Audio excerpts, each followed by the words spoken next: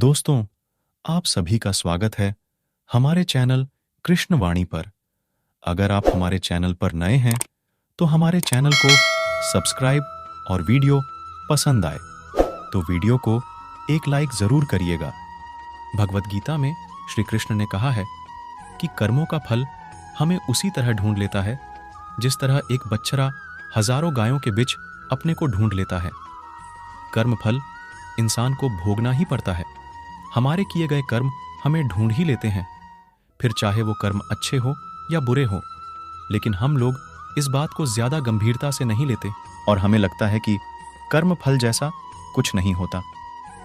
हम अक्सर उन लोगों के बारे में बात करते हैं जो दूसरों के साथ बुरा करते हैं, लेकिन फिर भी कोई उनका कुछ नहीं कर पाता। यही सोचकर हमसे ज्यादातर लोग बुरे काम करने लग जाते हैं। हम सब यह भूल जाते हैं कि कर्मों का हिसाब कभी भी तुरंत नहीं होता। किसी के साथ बुरा करने वाला भले ही आज सुखी हो, लेकिन कभी ना कभी उसे उसके कर्मों का फल भोगना ही पड़ेगा। बहुत समय पहले की बात है, शहर से दूर गांव में एक दुकानदार था जो अपने ही गांव से एक व्यक्ति से रोजाना 20 किलो मक्खन खरीदा करता था। वह दुकानदार कई सालों से उस व्यक्ति से मक्खन की खरीदारी कर रहा था। एक दिन उस दुकानदार ने सोचा कि मैं रोज इस व्यक्ति से मक्खन खरीदता हूं, लेकिन बहुत समय से मैंने इसके मक्खन का वजन तौलकर नहीं देखा। कल तौलकर देखूंगा कि यह मक्खन वो किलो से कम तो नहीं देता। अगले दिन जब वह व्यक्ति मक्खन देकर गया, तब वह दुकानदार ने मक्खन का वजन किया तो देखा मक्खन सिर्फ 900 ग्राम है। उस दुकानदार को काफी गुस्सा आ गया।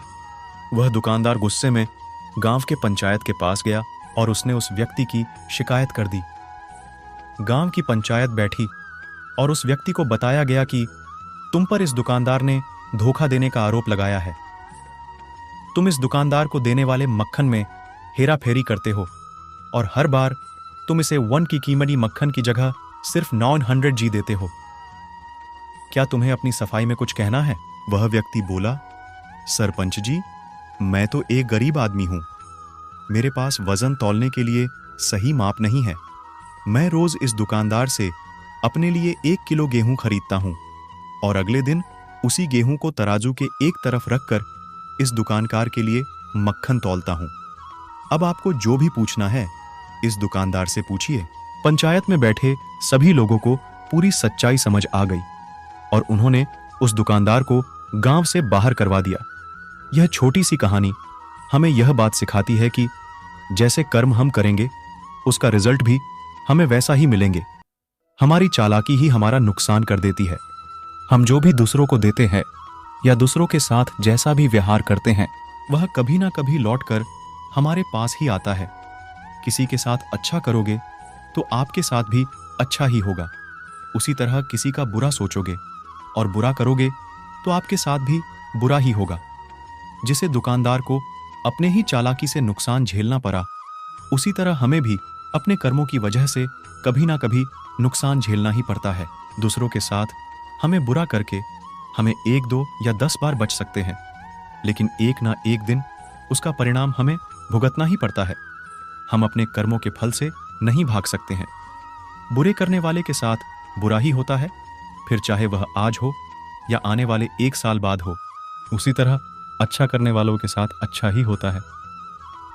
कई बार हमें यह लगता है कि दूसरों के साथ गलत करके हम बच जाएंगे, लेकिन ऊपर वाला हर किसी के कर्मों को देखता है और उनका हिसाब रखता भी है और जरूरत पड़ने पर हिसाब बराबर भी कर देता है। इसीलिए कभी भी गलत ना करो और ना ही कभी यह सोचो कि उलटे सीधे काम करके हम बच जाएंगे। जिंदगी को बेहतर तरीके से जियो, ईमानदार बनो। ज्यादा कमाने या फिर सिर्फ अपना ही फायदा देखने के चक्कर में किसी के साथ गलत कभी ना करो। हमेशा याद रखो, जो जैसा करेगा वह वैसे भरेगा।